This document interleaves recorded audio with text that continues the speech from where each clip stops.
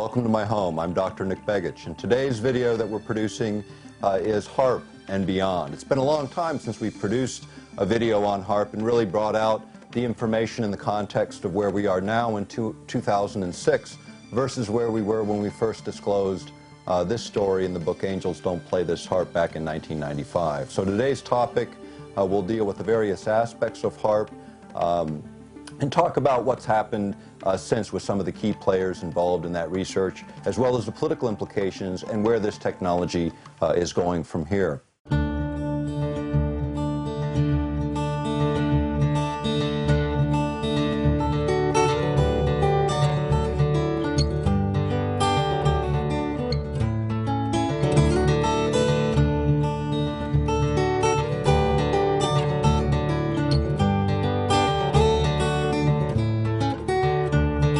This may be the first time that you've seen a video or gotten familiar with any of our work, so I want to give you a little bit of background on me. I'm Dr. Nick Begich. I have a doctorate in traditional and complementary medicines. I come from a political family here in Alaska, second generation of political involvement here. I also have a background in education, being twice elected president of the Alaska Federation of Teachers and the Anchorage Council of Education. I've written 3 books, co-authored with James Roderick and Gene Manning. And am presently the executive director of the Lay Foundation on Technologies, which is involved in researching and educating the public on technology issues. And currently it's providing us a great deal of the research base necessary to produce this video and much of our work into the future. Welcome to my library. I want to start with a little discussion of the Lay Institute on Technology, Inc., which was set up as a Texas nonprofit corporation primarily to educate the public on the impacts of technology. And as a result of that effort and my work with Dorothy Lay, the founder of that foundation, we're able to continue to archive and develop material that's useful for research projects like this and many others. In fact, all that material now is posted on the internet at www.layinstitute.org. And if you go there and you look at the site, there's an area called EPI Search, and that is our research index. And so if you go there, you can search any keyword. You can look up HAARP or climate change or radio or microwave or any of the words that are of interest to you, and you'll see every document that we've stored there on those archives available to the public in a way that makes it more useful in researching these issues. So take a look at that. It's useful in conjunction with this production today. But let's get back to the HAARP issue and where that issue began for me. HAARP started really with a very short segment, a little article actually in a magazine called Nexus, an Australian journal. I read the article, and it was about a project taking place here in Alaska called HAARP, the High Frequency Active Auroral Research Project. And at that time, it was being operated by the U.S. Navy and Air Force in developing what they called a developmental prototype for weapons applications of a very, very large radio frequency array or field of antennas located here in Alaska. And so, what happened when I read that article is I looked at it and I thought, Alaska is a big place geographically, but when you think about it politically, it's very small. We have a small population. You tend to hear about what's going on, and virtually nothing had been reported in our local media regarding this project. And I'm kind of a curious person, and the article was pretty outrageous in what it was claiming. So I went and looked at what was available first by searching the sources that were cited in that article at our local library, LUSAC, which happens to be one of 78 libraries at that time in the country that were designated as federal repositories, places where any unclassified federal record are either stored or they have to produce it for you for free. So it's an incredible research library here in Anchorage, and as I said, 78 of them around the United States. As a result, we were able to verify all of the sources in that article. That got me pretty concerned, and I went next to talk to Trustees for Alaska, which is one of the larger sort of umbrella environmental groups in Alaska. And my thought was, with the implications of this system, this group certainly had to be following the issue. And surprisingly, they weren't. In fact, they said the Audubon Society was looking at it. So I went over to the Audubon Society in Anchorage and talked to them. They had a very short file on the HAARP project, and basically what they were concerned about was the few hundred of acres of wetlands that were going to be disturbed and they were concerned about the flyway, where birds, migratory birds, were coming across that particular region. But those were their only concerns. There were much, much bigger implications to HAARP. Discovering that virtually nobody was following the issue, it seemed like a very, very important issue to me. And so what I did is I sent a large amount of material, including the technical specifications for the array, to a friend of mine, a physicist, who had the background to take a look at whether or not the claims on this facility were actually real and whether it really was a threat. The conclusion that he and others made was that it was a very significant issue, one that needed some public attention, and they insisted that I write an article about the subject. And so that began, for me, a journey that's now lasted 11 years in dealing with this issue and those things that came out of it. But let's talk about what HAARP can do. As I said, it's an array, a field of antennas. And what it essentially started as was 48. 6 in one direction, 8 in another direction, and these are 72 feet tall with a cross dipole. So they're a column going up and then a cross dipole going like so.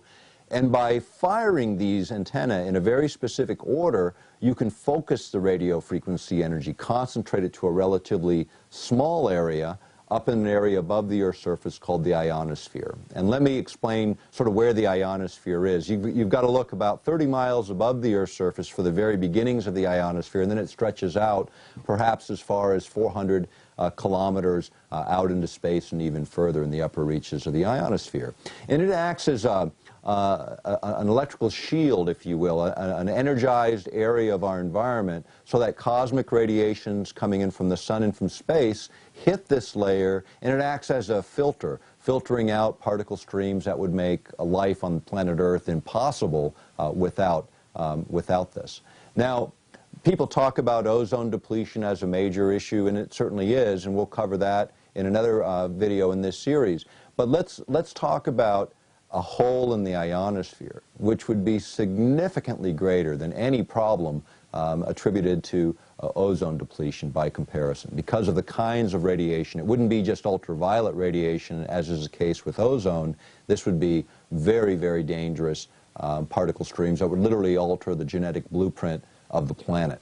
So this is the area that the military is targeting as their research area in the developments of HAARP. And HAARP was originally invented by a guy named Dr. Bernard Eastland, and it was an original concept that he had, and he had had this idea that you could create a shielding effect. And let me talk a little bit about what kind of effect that might be.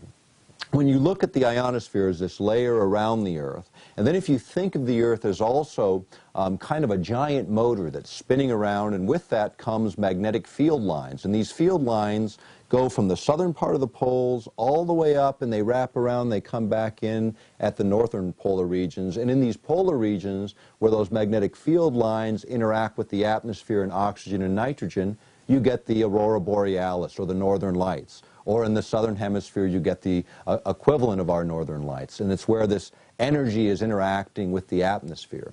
Well, by using these naturally occurring field lines, you can actually manipulate energy coming off the ground, coming off of a field of antennas like what HAARP has in Gokana, Alaska, which is just 250 miles northeast of Anchorage.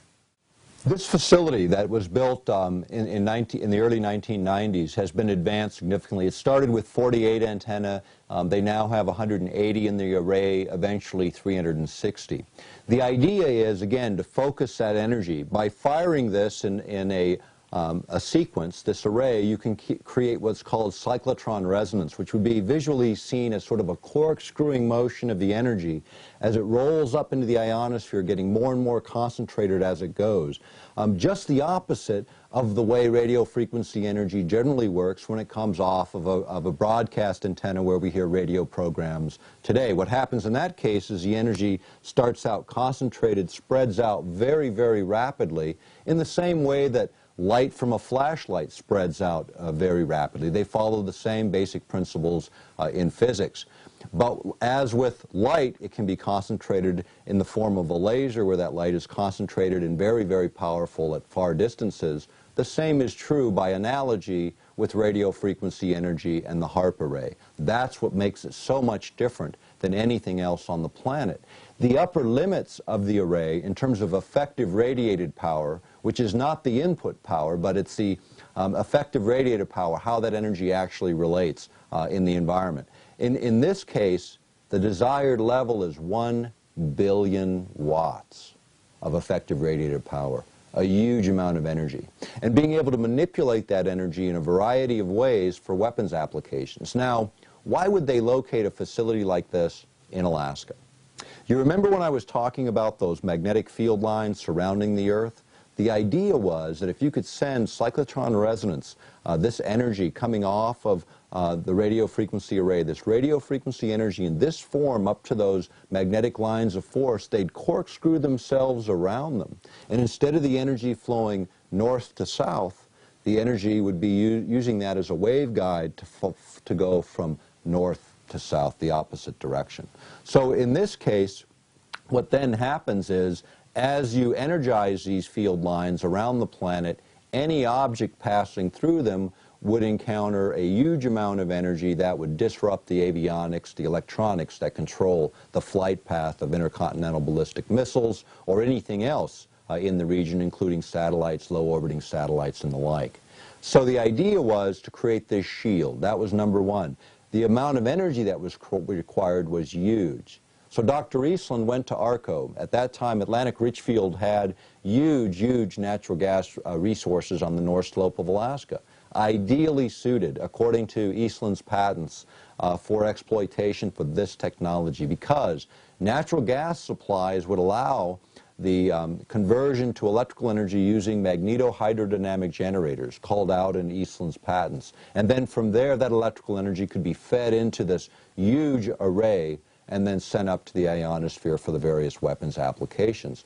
So the ideal situation presented itself in the early 90s, and it was location within the boundaries of the United States for a ground-based system that in effect, as we go through the day today, you'll see has all of the ramifications that were being sought in the 80s under the old Star Wars concepts. The idea of a global missile shield or protection from adversaries using low-orbiting space platforms and the like. So here we had a technology emerging that could solve those things. For Atlantic Richfield, it was great because there's no gas line presently coming out of Alaska to bring that gas to market. And we've been producing oil from that field for over 30 years, yet we can't get the natural gas. So for ARCO to be able to sell the gas to the military right where it is offered tremendous advantage. So they set up ARCO Power Technologies, Inc., a subsidiary with 30 employees. They originally bid on the HAARP project after selling the concept to the military in the early days, in the late 80s. Dr. Eastland actually put together that original team that became ARCO Power Technologies, Inc. Now what they did as a subsidiary, they had no track record of military contracting. They had really no history at all. They bid for the HAARP construction and applications on that project and won. And who did they bid against? Raytheon Corporation, for one. Raytheon at the time was the 44th largest company in the world, according to Forbes magazine. And they were the inventors of things like the Patriot missiles and some of the new active denial systems being promoted today. In other words, they had real weapons applications and histories, yet this little subsidy, ARCO Power Technologies, won the contract. Now, in public procurement, the way you win those contracts is actually through what's called proprietary information. Certain companies are given extra points and advantage if they hold the technical knowledge necessary to carry a project out. In this case, ARCO Power Technologies, Inc. own those 9 critical patents associated with the HAARP program. And those are cited in the book Angels Don't Play This HAARP, along with over 300 military, academic, and mainstream media reports on HAARP. So that's the place if you really want that detailed source material. Get the book, take a look at the bibliographical indexes, also look at the Lay Institute site. The fact is, what happened in all of this development was this excitement from ARCO, because here it was. They were going to make money on gas they could never make money on before. But what happened is the company went through some controversies, some changes. Company eventually sold. Actually, ARCO's no longer here. But the company itself, the subsidiary, was later sold to another organization called E-Systems. And E-Systems was the subject of Washington Post reports back in the early 90s. They predominantly were, at that time, were a $2.1 billion company with the vast majority of their income derived from what are called black projects, projects so secret even the U.S. Congress doesn't know what they're funding. And the citations regarding that are also in the book, Angels Don't Play This HAARP. The point is, this company ends up with the patents and the subsidiary. And what did they do? They sold out. They sold to none other than Raytheon Corporation, the losing bidder on the first project in the beginning. So Raytheon ends up with the intellectual property. They end up with that project, and they later sold to British Aerospace, which is an interesting change of events, and that was in 2003. The project also shifted in 2003 from the Navy and the Air Force over to DARPA, which is the Defense Department's research agency that deals with, again, very, very classified research and projects. But let's go back to what does HAARP really do? Okay, so we've talked about how it focuses energy, but what would you do with that energy when you focus it? There were a number of concepts that Dr. Eastland had. First of all was the issue of communications. The ionosphere, this layer above the Earth, when you think about, if you ever think about shortwave, how it broadcasts around the Earth, it literally strikes the ionosphere and bounces. And that's what allows shortwave to get around the curvature of the Earth and around the horizon. It uses the ionosphere. But when the ionosphere is disturbed, say by really active solar activity, communications are also disturbed. Satellite communications can be disturbed. We know that when the ionosphere is active because the sun is active, that communication systems, even power grids across the planet, can be affected by the way energy is exchanged between the sun and the Earth and the systems within the Earth. So knowing about the ionosphere and controlling it becomes extremely important for communications purposes, and we can all see why the military would be interested in that. What they found is that they could disturb the ionosphere to such an extent using these kinds of systems that they could deny everyone else access to their communication systems. But by controlling those modulations and by controlling those pulse frequencies affecting the ionosphere, they could carry their own communications while denying everyone else access to theirs. Now again, if you can communicate with all of your aspects of your military and you can deny your adversary the ability to do that, we can certainly see the advantages of exploring that whole area. And that doesn't in itself present problems. What presents the problems is when we start manipulating this very important aspect of our environment without really knowing what the long-term consequences of those manipulations might be. Now let's talk a little bit about some of the other applications, because this is sort of a very versatile instrument in terms of how it can be used. And it essentially covers, according to one study that was done by the University of Maryland, it was an executive report for the Congress, and what they did is they looked at sort of what parts of the spectrum could you affect. And everything from ultra-low frequencies to visible light can be affected, which covers 16 decades of frequency, which is a huge, huge range for those that are technically oriented. Now, HAARP actually operates with its primary frequencies in a little narrow band in the middle of that range.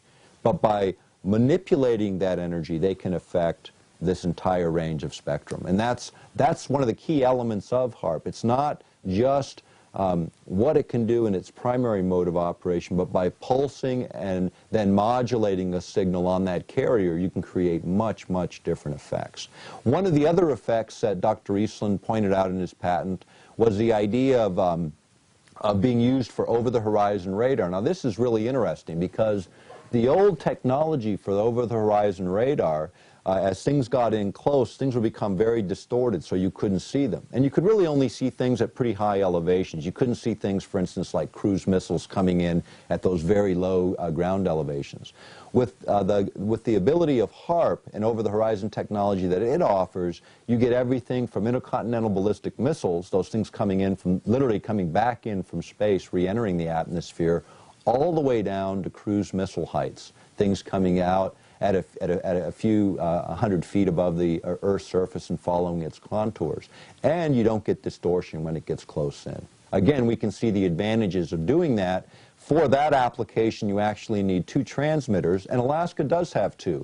High Pass, located just outside of Fairbanks near the Poker Flats rocket range, which is a small array, and then the larger array at Gokana, Alaska, which is, again, 250 miles northeast of Anchorage. Now there, what you can do then is you can literally energize an area of the ionosphere, and it creates what's called a cold plasma, or layer of energy that acts like a reflective mirror. And by moving it around and steering it, you can then send a signal from the other transmitter and bounce it over the curvature of the Earth. So you get this over-the-horizon effect. If you use, again, one of the other patents in this cluster held by Arco Power Technologies, Inc., is a gamma ray detector designed for satellite-based applications, and utilizing first the HAARP system to create a unique energy pattern around each of the incoming objects. Then using gamma ray detectors based on satellites, they could actually determine which of those incoming objects carry nuclear payloads and which ones are simply decoys. Extremely important, because in all nuclear scenarios, except for those by rogue states, we envision 100,000 incoming objects, of which only perhaps a few hundred actually carry nuclear payloads. Now, we don't have the capability of knocking out all of those objects, but if we could isolate the real threats, those that carry nuclear payloads, then obviously an advantage is gained there. So that over-the-horizon application, and then the idea of detecting by the unique energy signature around all those objects. And then the third application in this series was the idea of creating what's called an EMP, an electromagnetic pulse, or a surge of energy so strong that it overrides the electronic circuits, those little microcircuits within all of sophisticated electronics and computer systems, overrides them, causing bit errors and computer error that causes those aircrafts to crash. And in some cases, with enough EMP power, you can literally melt circuitry. So 3 phases. If you increase the power sufficiently on the HAARP facility, you can create this EMP effect and knock out everything in the sky. Now, obviously, in a nuclear scenario, we can see the need for something like this, but at the same time, everything else that's in that space or in that range is also going to be knocked out. All the civilian aircraft, that's the collateral damage in such an event, and if we were to use such technology. Now, Alaska is the place where the new system for missile defense is actually being constructed. Let's get back to the issue of missile defense for just a moment, because this is an extremely important aspect of the whole HAARP story, because this is really where it began. You know, when you go back to '95, when we were first publishing on the subject, you know, Gene Manning and I wrote the book Angels Don't Play This HAARP, really as a beginning point to get public debate on the issue. I've done thousands of radio broadcasts in the last 11 years on this issue, as well as traveled to Europe 13 times on related issues. Now, at one point, early on in 1997, I got a call from a gentleman, Tom Spencer, and Tom was at that time the environmental chairman of the European Parliament, and he was a conservative from Great Britain. And Tom asked me a lot about HAARP, wanted the information. Apparently someone here in the United States who had heard us on radio, gotten a copy of our book, had forwarded it on to him, and it got his attention. Now, when he made inquiries into the British military about HAARP and related technologies, the answer he kept getting from them was, Tom, stay out of this. Don't get involved. And for Tom Spencer, that was really the wrong answer. In fact, it was his ticket to the dance, because it got him very involved in this issue. We began a dialogue, and he brought myself and a friend of mine, a physicist, over to actually Brussels, where we were able to meet with him and other parliamentarians and others involved in military-related issues. And we also were able to form an association between the Greens, the Social Democrats, and the Conservatives around the HAARP issue, largely because of the work of Tom Spencer. Now, in the interim, several things started to happen. Tom brought us into a couple of different venues, and I want to tell the story because it's a big part of sort of how this thing started to shape.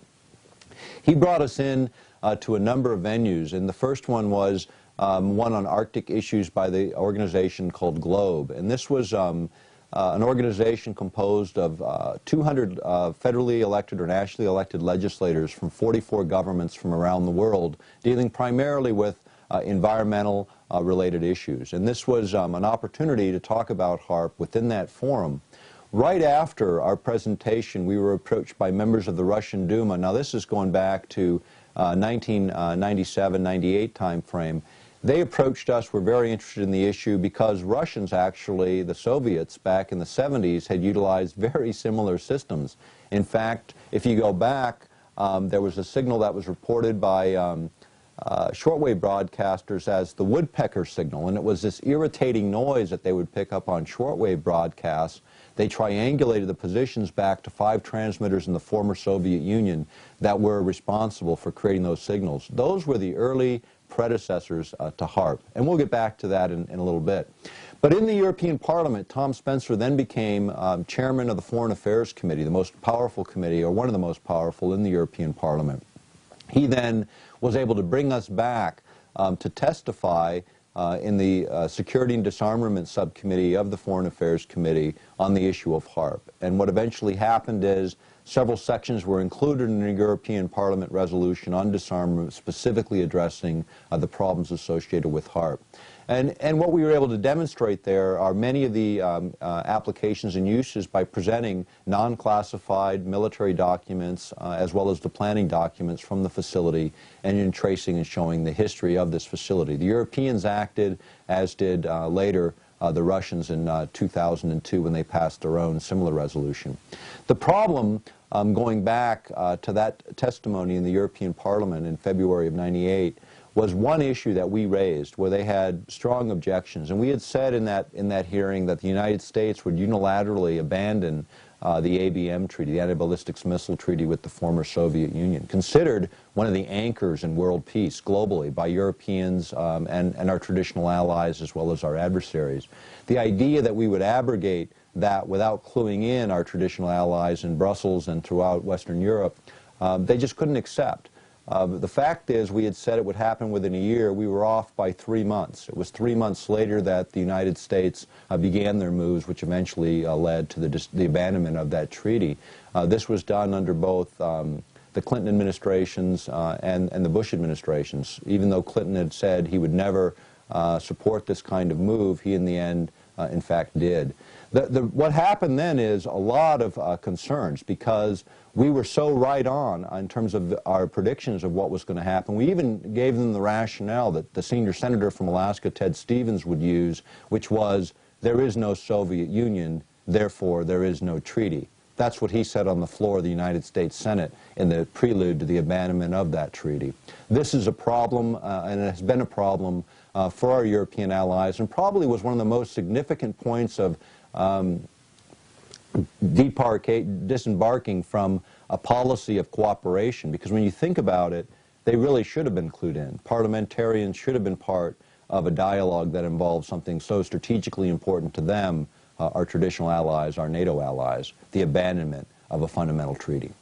The other issue, going back to HAARP, that was raised in the hearings was this whole issue of how else would it be used, what are the implications environmentally, etc. And you know, we were supposed to have a 15-minute presentation. They actually gave me an hour and a half to present on these issues because of the ramifications of HAARP. They later issued a report that didn't just include the ramifications of HAARP, but all of these systems associated with it, and this whole direction in technology that's taking place today, of which HAARP is just a small part.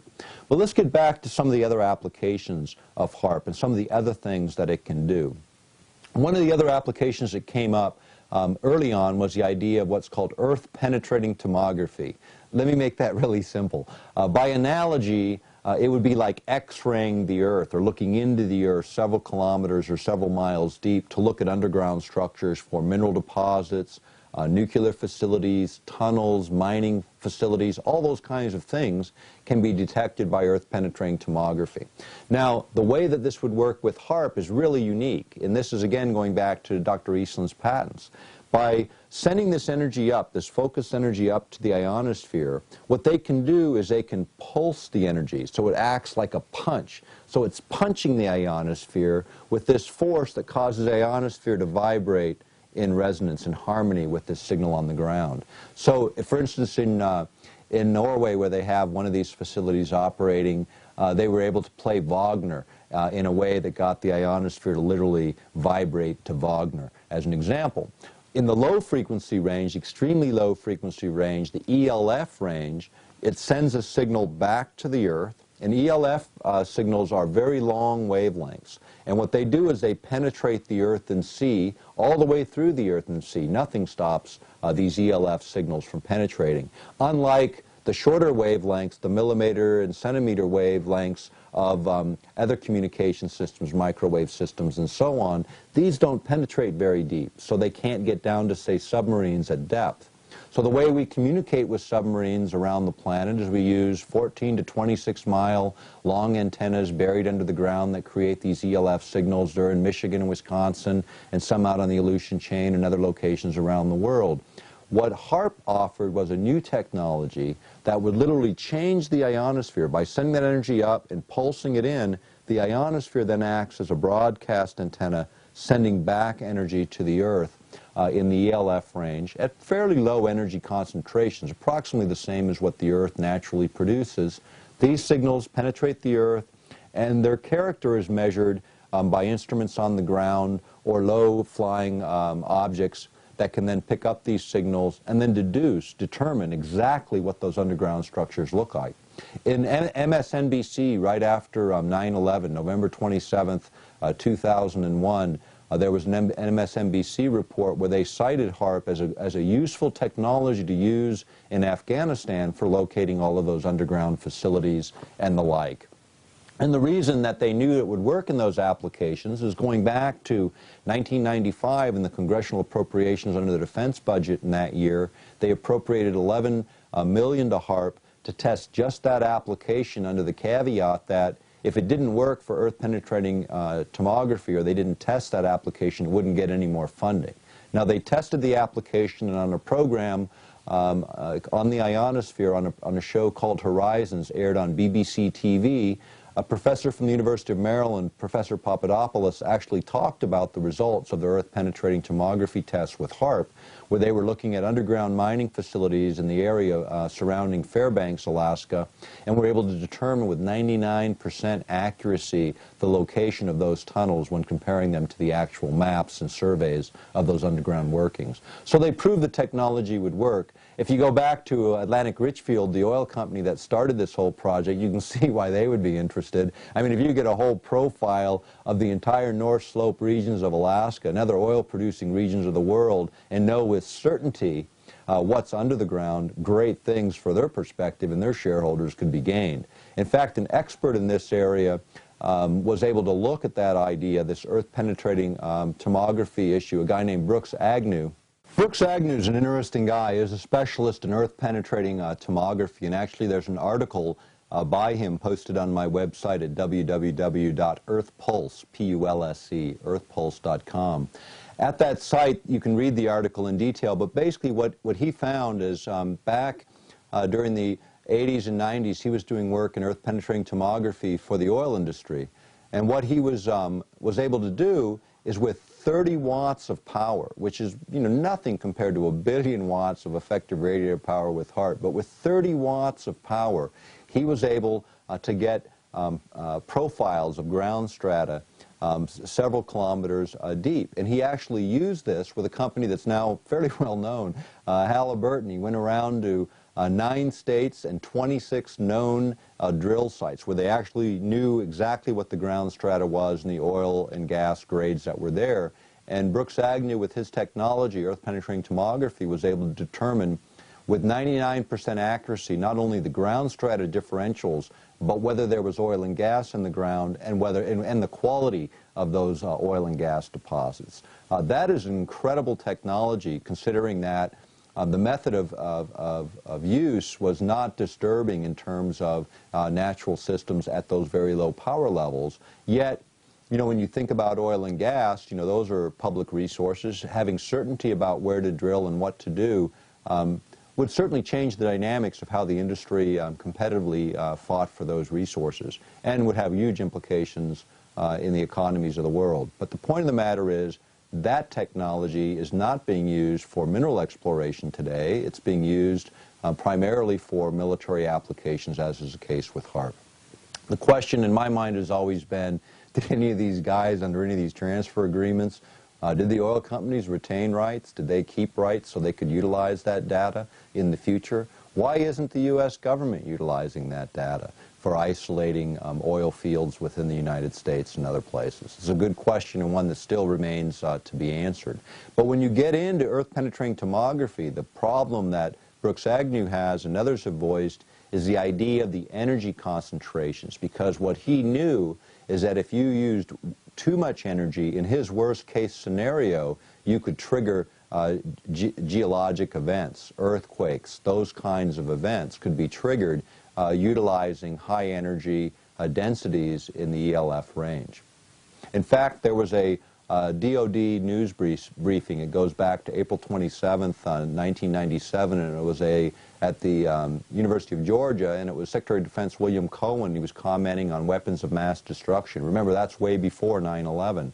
And one of the weapons of mass destruction he cited were environmental weapon systems utilizing electromagnetic energy for triggering earthquakes, volcanic eruptions, and climate alterations. This is the U.S. Secretary of Defense William Cohen making that statement in a DOD news briefing in 1997. The idea of using energy or accidentally triggering these events was the big concern of Brooks Agnew when he started looking at HAARP as an issue. The other was, what would happen if this energy going up into the ionosphere actually acted as a conductor or formed a shunt connecting to the Earth, this energy from the ionosphere? What he envisioned would then happen is it would form a tap where the energy actually flowed from the ionosphere down to the Earth, and it would look like, according to Brooks Agnew, the biggest bolt of lightning you've ever seen in your life striking the Earth 40 times a second. Now granted, the idea of bolt of lightning, the biggest you've ever seen, striking the Earth 40 times a second until all that energy was discharged out of the ionosphere, is granted the most extreme of situations, and one that certainly hasn't manifested itself yet. But these are the kinds of concerns being raised by independent scientists literally around the world, and now by some of the governments around the world.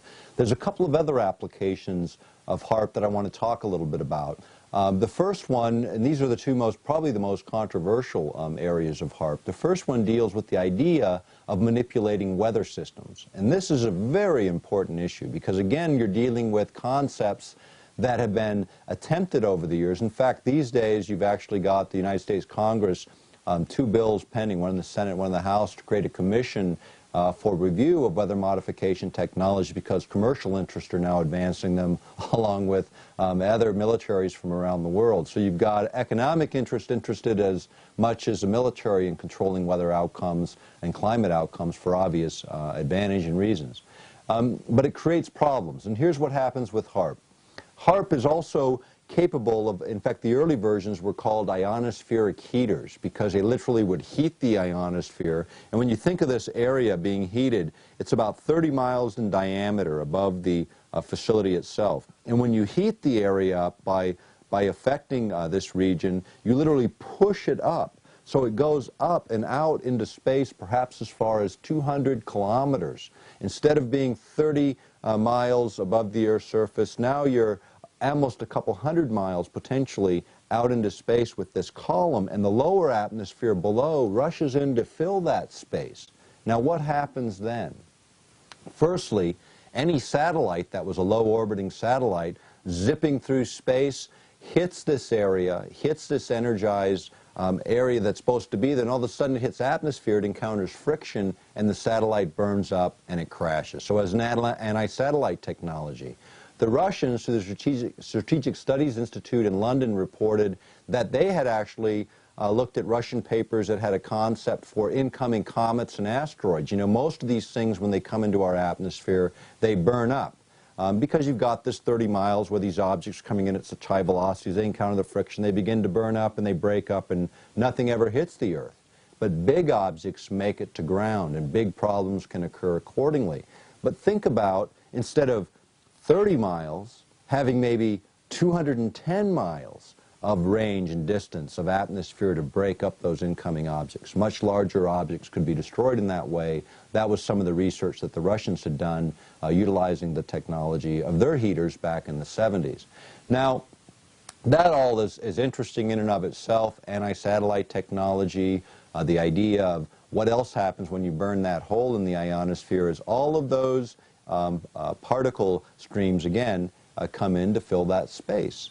You know, very, very important situation. Now, granted, it's continually energized by the sun and by the activities of the planet in terms of our geomagnetics, but how long they leave it open, what occurs, those are things that are not being looked at by the biological scientists that ought to be affiliated with this program. So we really understand the implications of what's happening.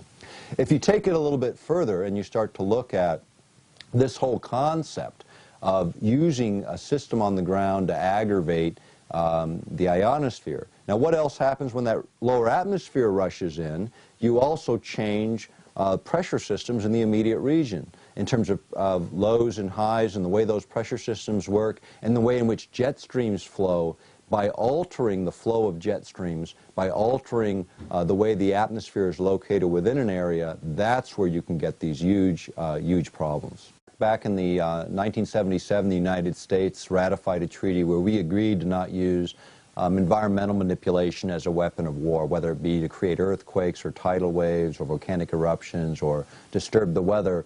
All of these things were restricted under that treaty when they involved national boundaries or crossing national boundaries. Like most U.S. treaties, the exemption is for domestic use. The treaties we sign with all these other countries have a clause within them that allows use of the technologies that might be forbidden against another country to be used within the boundaries of your own country.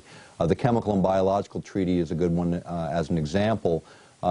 Russia being a signatory to that treaty, yet they used gases within the conflict with Chechnya when they had a bunch of people being trapped in a movie theater. You may remember this. They pumped in a gas that was supposed to knock everyone out so they could go in and take care of the terrorists and free the hostages. And in fact, over 100 people died from the asphyxiation. That particular gas would have been forbidden in an international conflict across outside of the sovereignty of Russia.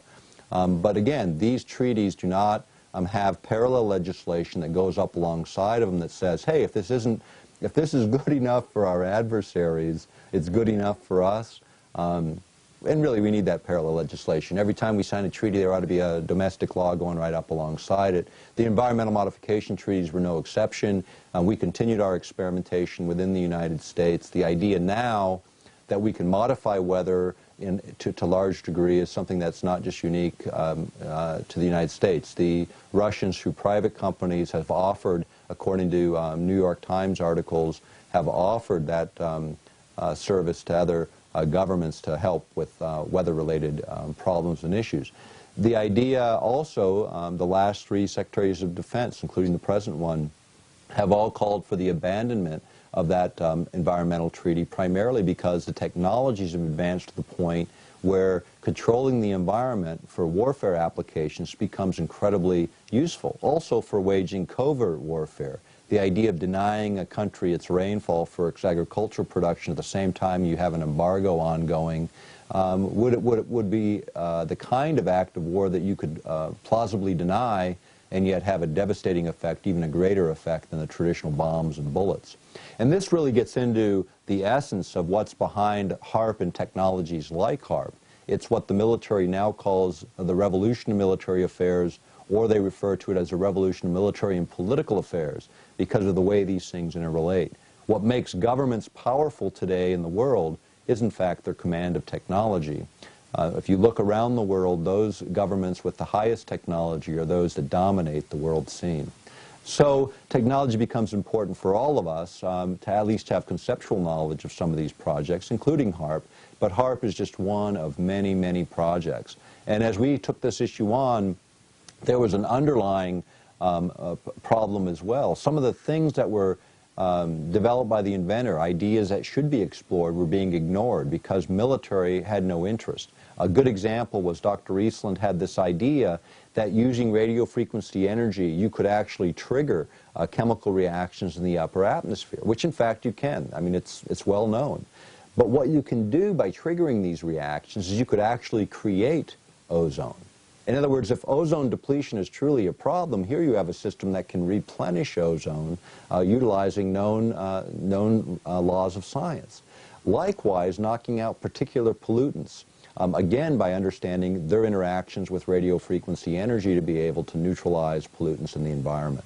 None of these things are being looked at, and yet they offer huge potentials. I've had lots of conversations with Dr. Eastland over the years, and you know, he's got a much different view. I mean, he's a senior scientist, an outstanding physicist on the world scene. His concepts today for advancing energy systems and ways to really free people and utilize his science not for our destruction but for its enhancement. And I think that's where lots of science gets misused when those using it are only seeing certain applications.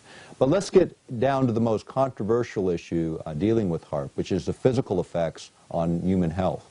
And I want to get into the ELF effects because this is extremely important. And there's another video in this series on mind control which gets into this idea of being able to be overridden by radio frequency energy from the outside. And this is what we know from the research. If you go back to the mid-1980s, there was a document called Low-Intensity Conflict in Modern Technology. It was produced at Maxwell Air Force Base, and it has a section in it on electromagnetic weapon systems where it gets into a whole discussion of what was possible. If you even go back further, you got to go back to a book called Unless Peace Comes, published in 1969. Within that is a chapter called How to Wreck Your Environment. And the reason it's an important chapter, that's before Earth Day, you know, that was later in the 70s, so you could get away with a chapter like that. But nonetheless, the guy that wrote it was a guy named G.F. Gordon MacDonald, and he was a full professor at UCLA and a science advisor to President Johnson when he was in the presidency. And he had written back then that if we could ever figure out how to electronically stroke the ionosphere in just the right way, we could return a signal to the Earth that would literally manipulate the behavior of people over huge geographic areas. That was G.F. Gordon MacDonald's ideas going back then. But in 1969, we didn't have a way to electronically stroke the ionosphere and create that kind of returning signal.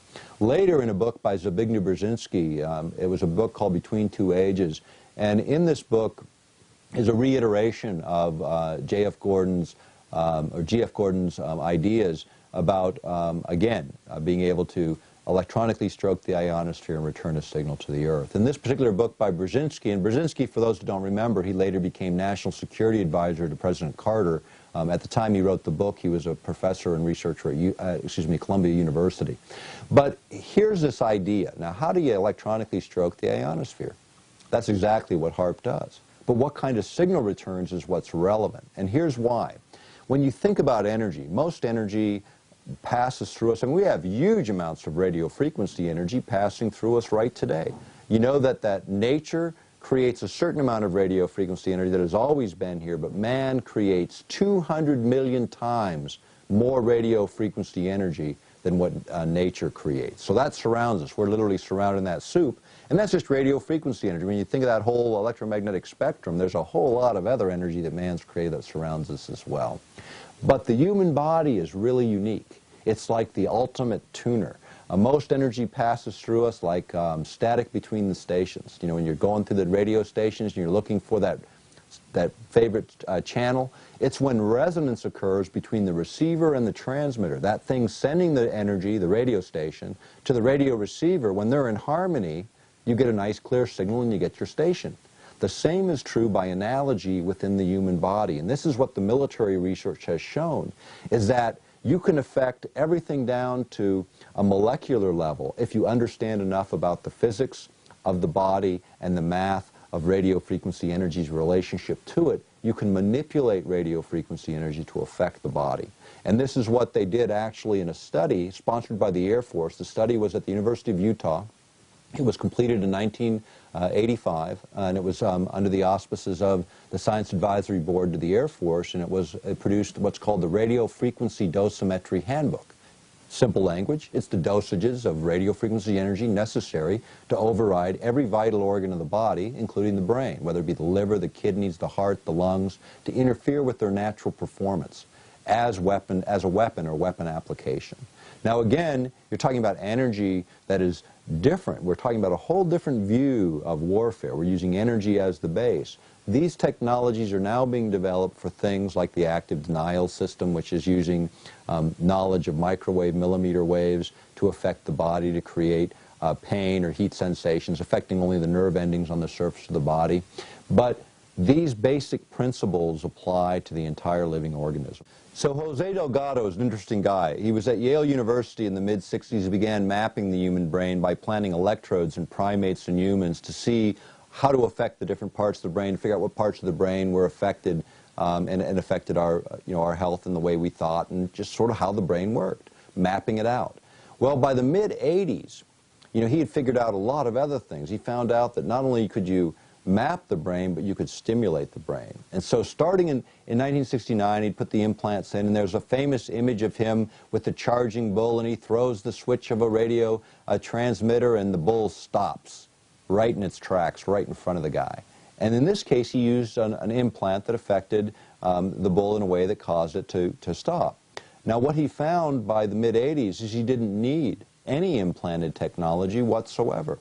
All he needed was radio frequency energy, modulated and pulsed in just the right way to carry a signal. And what they found is it took only 1/50th of what the Earth's natural radio frequency energy level was to affect us dramatically. And with the case of primates and humans, making them lethargic or passive, almost asleep, to highly agitated and awake, back and forth, like throwing a light switch, on and off, on and off. No implants, no physical contact, using radio frequency energy, 1/50th of what the Earth naturally produces. HAARP, in its Earth-penetrating tomography mode, will produce 50 times more energy than is necessary to override normal brain function, according to the research at Yale University and the research conducted by the Air Force and Navy in all of those projects that we cite within our published work. Now, when you think about the idea of manipulating brain activity, you can do it for all kinds of different reasons. I mean, it can be an accidental side effect, which is what the military says is the case with HAARP. But the question of side effect or deliberate effect really takes us back to this issue of human manipulation. Is it possible? And let's talk about that a little bit more in depth.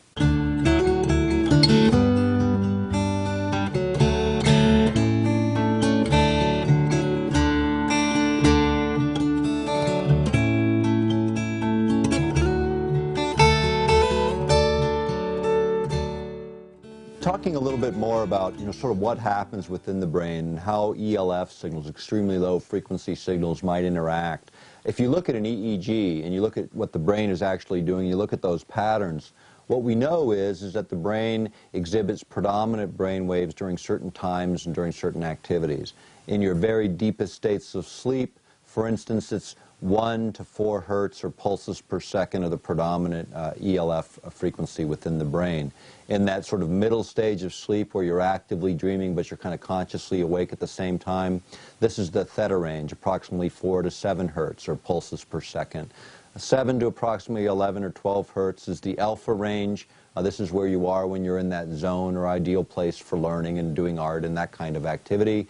The beta ranges get into where you're actively listening and participating all the way up to agitated states.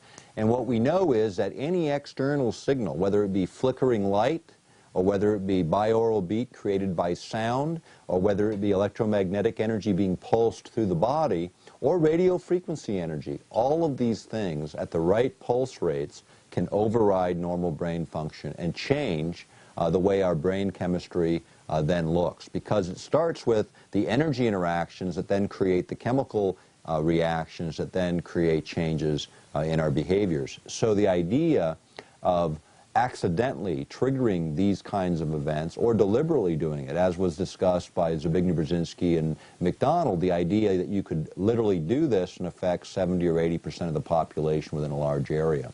HAARP can do this as a side effect or a deliberate effect, based on the science and research done by the military in developing these technologies. It's not one of the stated goals of HAARP, but it is an issue that needs to be looked at, and one that Russians and Europeans have begun to raise concerns about, because their research also shows exactly what we're saying.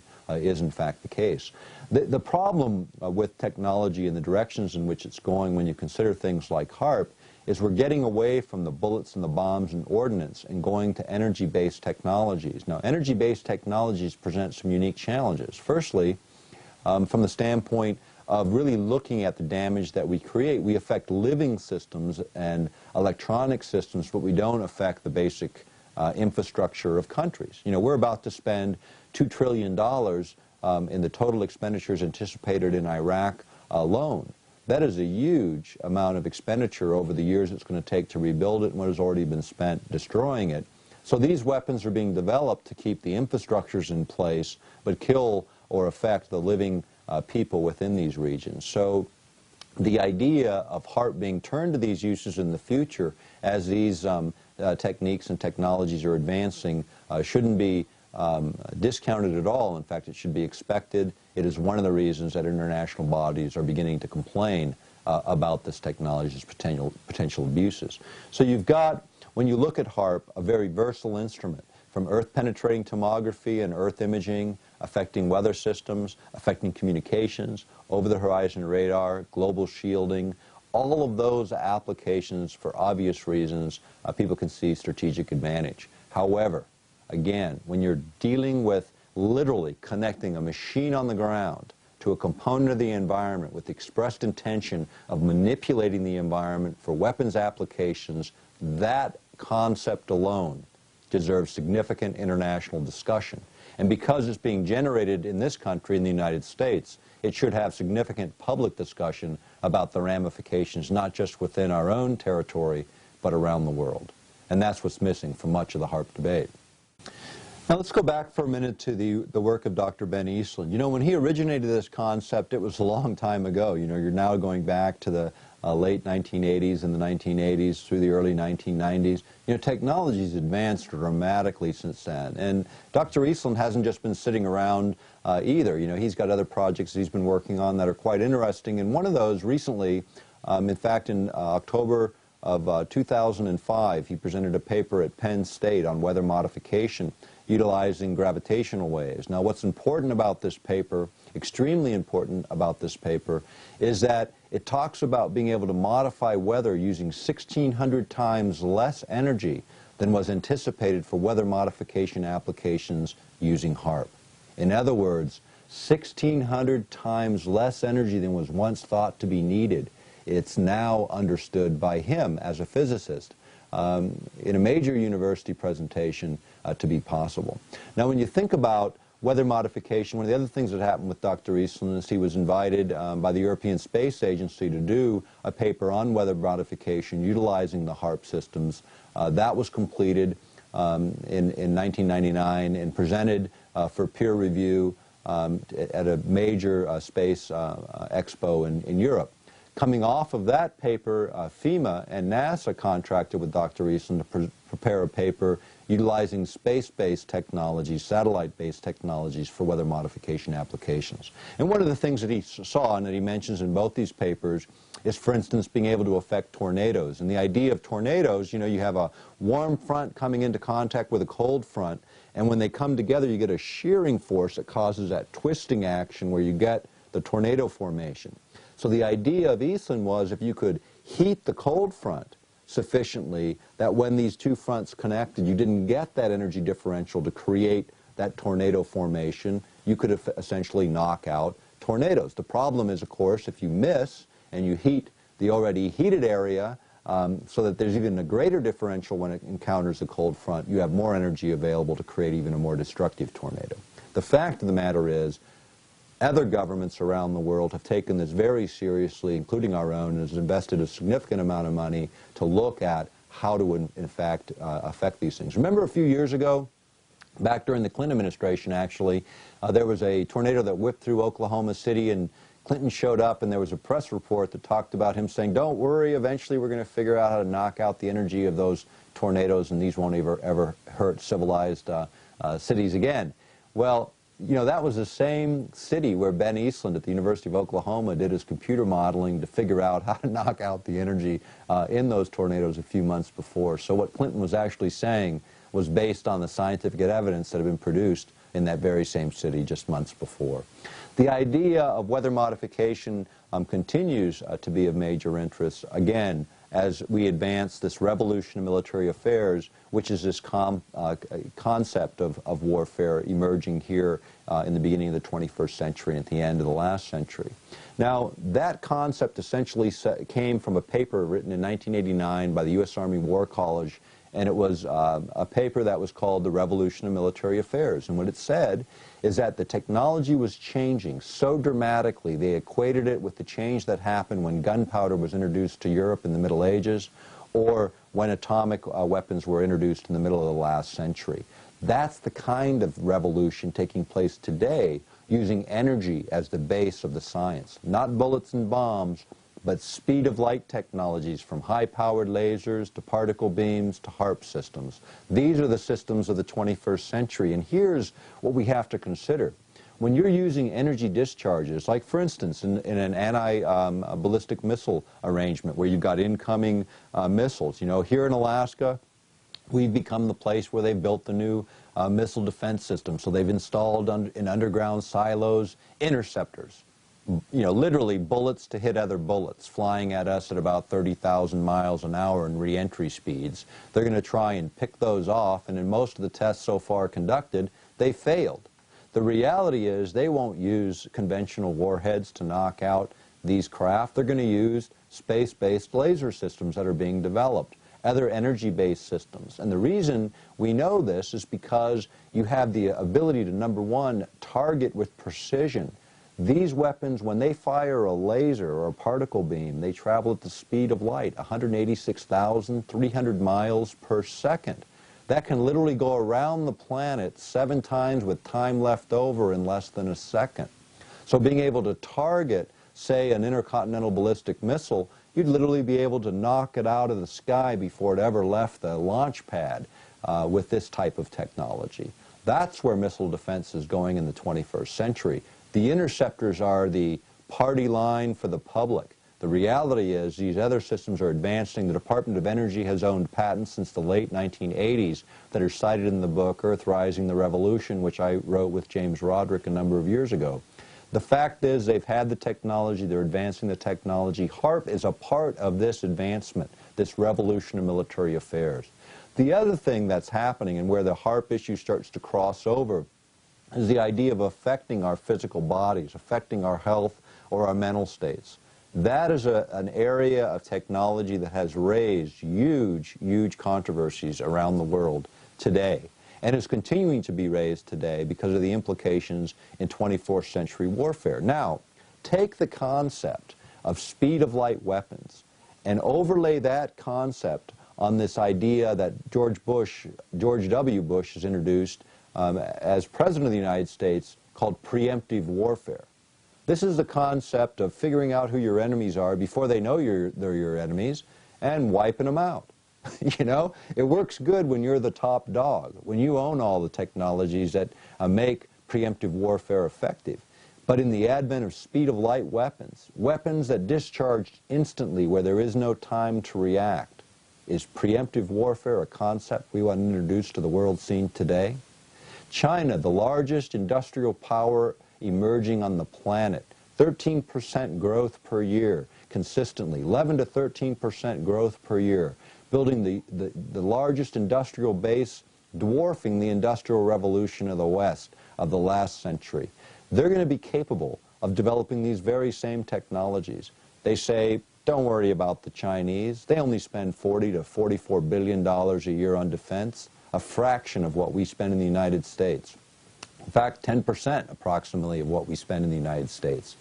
But if you look at what you buy in China for $44 billion, it's significantly more than we get for all the money we spend on defense within this country. That is the major, major issue. Taking from the brains of a billion citizens in a centralized government like China's and isolating those technologists, those future scientists, those engineers that can develop this type of technology is in fact a major area of Chinese advancement according to things being released by our Central Intelligence Agency today. Articles that have appeared in Russian military journals and other journals indicate that they are moving along the same path that we are with as much speed as we are. The problem is, again, the ideologies behind the technologies, whether it's the Chinese government, the Chinese military, or whether it's the United States government. Whatever the value systems that drive our technology, they should come from the people and spring forward. That's the nature of democratic republics. That's the nature of democracies. That's what's missing in the evolution of military technologies around the world today, including the United States.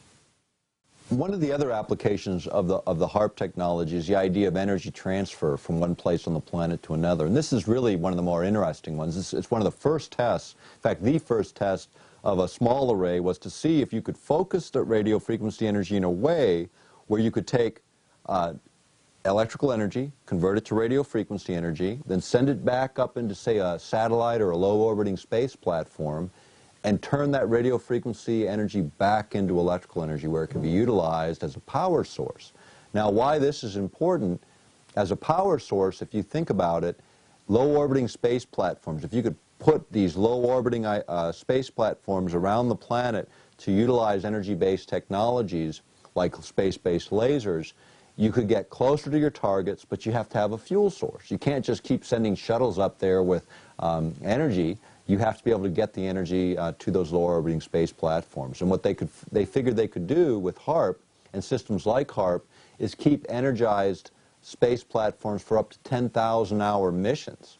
So literally, indefinitely, keeping objects afloat by continually feeding them the necessary energy they need to recharge and maintain their power levels. The other place where they looked at low-orbiting space platforms is using the ionosphere itself, literally tapping the energy as these space platforms whip through the ionosphere using tethers, long conductors dragging from below, actually picking up power along the way. And you remember the shuttle experiment a number of years ago where they did this with a tether hanging from the shuttle, and such a huge amount of power built up that it almost blew the shuttle out of the sky. The reality is these are all ways of looking at energy-based warfare systems, something that we haven't had in the past. In the 1980s, during the first of Star Wars, these were discounted because you couldn't stabilize satellites to, for instance, fire a laser. And if you get just a little bit of wobble from a distance, the further you go, the further out that wobble becomes. If you're a carpenter, you know that we start on one side of a house and you're a 1/16 of an inch out. By the time you're on the other side of the house, you're an inch out. Well, imagine from space being a 1/16 of an inch out where you would be. You'd be miles off your target. So space platforms stabilizing became an issue for the 90s, which they actually figured out how to do it, making that type of technology applicable in this century.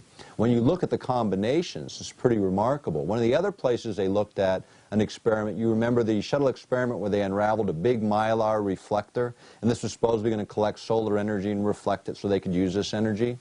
Well, it just so happens within the patents, solar reflectors were also needed in the case of HAARP because, again, sending energy up, being able to concentrate it to a relatively small area and then bounce that energy through these reflectors to other parts of the planet where that energy could then be converted back to electrical energy. Now, why would that be important? Anytime you have a war, you need power sources. If you could literally do it wirelessly and get your energy without moving diesel fuel and all of the stuff that you have to move logistically, that becomes pretty advantageous. So wireless transfer of energy became one of these very concepts. Interestingly enough, during the Hickel administration, when he was governor of Alaska, Glenn Olds, one of his, I believe he was a commissioner of commerce at the time, actually had this concept of wireless transfer of energy for remote places in Alaska. So these concepts aren't new, they're just being revisited in light of new technology. HAARP happens to present a bit of that technology as well. Over the years, HAARP has created, quite a lot of controversy. In fact, when you look on, if you do a search under HAARP, H-A-A-R-P on the internet, you'll find thousands and thousands of sources and documents and materials. Some of it pretty outrageous, quite frankly, and some of it right on target. Like any issue, HAARP is no exception. It draws a lot of controversy, draws a lot of misinformation to the debate as well. This video was prepared to give a summation of the technology, but I recommend highly that people take a look. Get the book from your local library. Angels Don't Play This HAARP. There's over 350 sources cited in that book that validate all of the things that we've covered today. Take a look. When you're looking at these kinds of issues, big issues that can literally change the face of the planet, look deeper. Make sure that the facts are there. Make sure the information is there. But then get that information to those that can make a difference, whether it's your local political leadership coming out of your own states and your own countries. The fact of the matter is these technologies have to be engaged in the true light of day. We can't allow militaries to advance technologies that have these kinds of implications for the planet, for our health, for our environment. You know, if we're really to be stewards of this planet, it requires real action. Each of us can do something within our spheres of influence to make a difference, whether it's this issue or any of the other issues we cover in this series. The fact of the matter is, people make the difference, people make things change, and we need to engage the processes and do exactly that. And let's let our technology serve us in the 21st century as man intends it to do, and not create just another situation that we have to clean up in the next century. Thanks for spending the time with me today. Check out one of our other videos. We've got the mind control video, Technologies in the 21st Century, and a new video being produced on Earth changes. Thanks for being with me.